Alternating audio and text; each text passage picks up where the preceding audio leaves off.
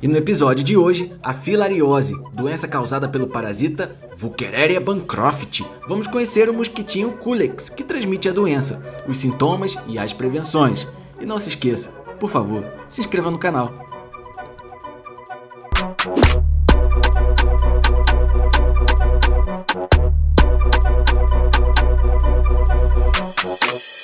Hoje nós vamos continuar a nossa série sobre parasitologia, falando hoje de uma outra doença, mas agora provocada por um verme nematóide, tá? Denominado Wuchereria bancrofti, causador de uma doença chamada de filariose, comumente também chamada de elefantíase.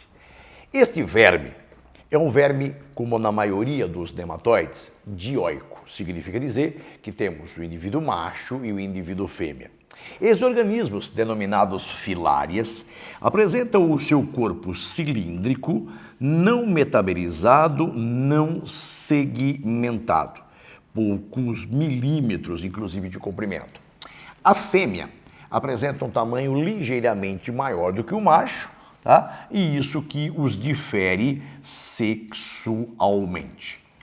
Esse conjunto de vermes, numa pessoa adulta, está alojada junto ao seu sistema circulatório. Ali, esses vermes copulam e esta fêmea coloca centenas de milhares de ovos.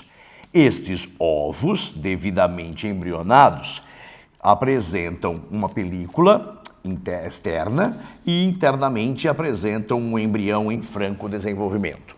Ali, na circulação do indivíduo, esse embrião se desenvolve e dará origem a uma larva que vai abandonar o interior do ovo, sendo essa larva denominada larva L1. A larva L1, ela é liberada na circulação por parte dos animais. E aí o que acontece? Existe nessa doença um organismo que é o transmissor dessa doença. E, no caso aqui ele pode também ser chamado de vetor, embora o termo vetor teria que ocorrer dentro dele parte do desenvolvimento do parasita. Nesse caso, ele apenas vai transmitir a doença. E nesse caso, o vetor dessa doença, ou o agente de transmissão, ele é um mosquito, tá? Hematófago, que pertence ao gênero Culex. Tá? Uma vez junto à pele de uma pessoa, tá? Esse mosquito Culex, ele vai introduzir o seu aparelho bucal e, como todo inseto hematófago, ele lançará uma secreção que seria, no caso, a sua secreção salivar. Aqui, junto aos vasos sanguíneos periféricos dessa pessoa contaminada, tá? Os vermes, na forma de larva L1, estarão presentes. E aí, com o repasto, ou seja, com a ingestão do sangue, esses vermes acabam indo para o trato digestório do inseto. Ao longo do tubo digestório do inseto, vão pegar um pequeno fragmento aqui, tá? Vão pegar um pequeno pedaço, tá? Essas larvas, elas apenas se desenvolvem um pouco e acabam se nutrindo, tá? Do alimento ingerido, no caso, pelo mosquito. Após uma fase de crescimento, não de transformação, não de reprodução, essas larvas, elas aqui do intestino, retornam atravessando os músculos torácicos do inseto e acabam se localizando junto ao seu aparelho bucal. Este inseto agora, quando picar uma outra pessoa, através da secreção salivar, transmite essa larva L1.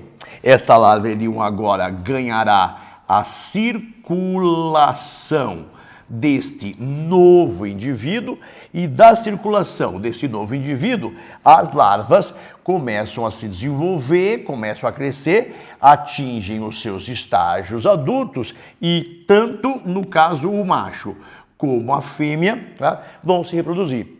No entanto, tá, esses bichos aqui, eles vão liberar os ovos e esses ovos, de novo, vão liberar essas que nós chamamos de microfilarias. E essas microfilárias acabam chegando no corpo do ser humano a nossa circulação, tá? Que vai ser a circulação linfática, tá? E junto a essa circulação linfática, elas provocarão a obstrução na passagem do sangue, que vai, na verdade, a linfa, que vai retornar à circulação venosa.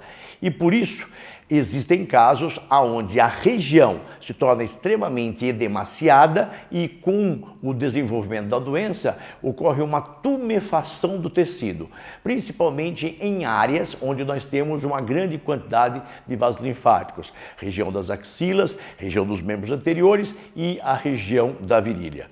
Por que acontece esse processo de inchaço, de tumefação? Observe. Então agora vamos ver como o verme, a Wuchereria bancrofti, atua nos corpos do ser humano, provocando a doença chamada filariose. Aqui nós temos um pequeno esquema de um aspecto da nossa circulação.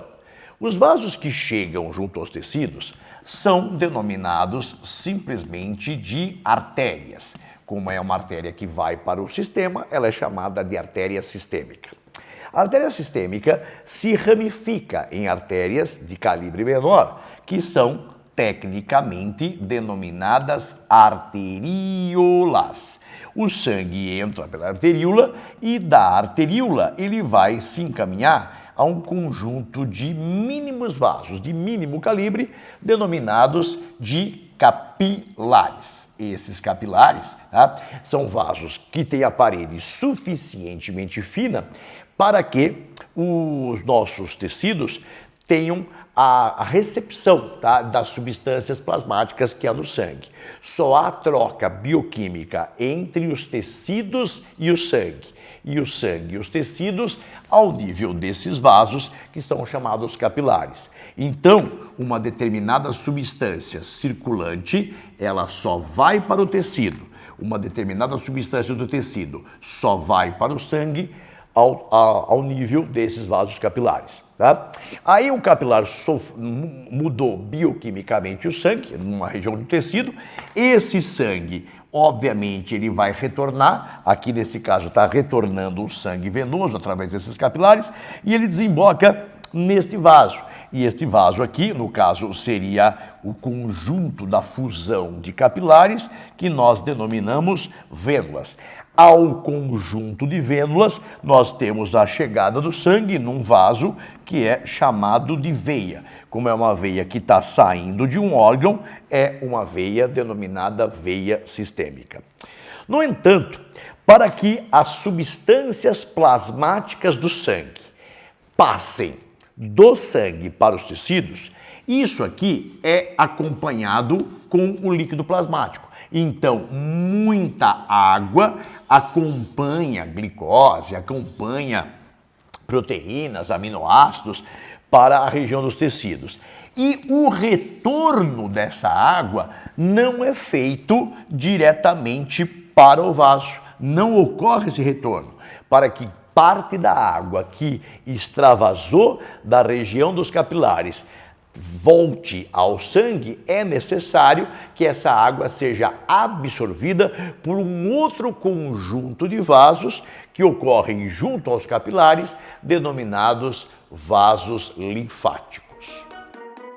O sistema linfático, tá, ocorre junto a um conjunto de vasos sanguíneos da região dos capilares. Então você tem, como nós dissemos anteriormente, um conjunto de arteríolas que se ramificam em capilares. Esses capilares se fundem e formam vênulas. No interior dessa região dos capilares, observa-se a circulação linfática. Qual que é o papel dessa circulação linfática? Fazer o retorno de líquidos plasmáticos que extravasaram quando os tecidos receberam os nutrientes para a circulação venosa. Então, o que acontece de verdade é que os líquidos corporais que circulam aqui, que passaram daqui para cá, eles não voltam direto à circulação pelo capilar. E esses líquidos, eles retornam à nossa circulação pelo vasinho capilar linfático. E desse capilar linfático, o sangue vai fazer um retorno E desse retorno, essa parte líquida do sangue, essa parte amorfa do sangue, retorna à nossa veia.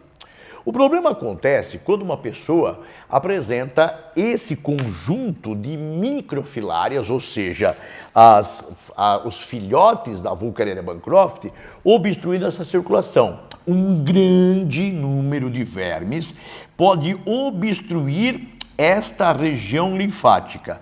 E ao obstruir a região linfática, você interrompe o fluxo de plasma sanguíneo para a circulação. Com isso, olha o que acontece junto a essa região. Esse líquido se acumula entre as células e ao se acumular entre as células, o que acontece? O inchaço, o edema, o aumento daquela região. Então, em casos do Nordeste brasileiro, existe uma região onde há a incidência muito grande desse verme. E pacientes, quando vão a hospitais, apresentam um inchaço junto à região escrotal, que é um diagnóstico que pode ser ligado à doença elefantíase ou filariose, visto que junto a essa região ventral do indivíduo, junto à região pélvica, existem uma grande quantidade de vasos linfáticos.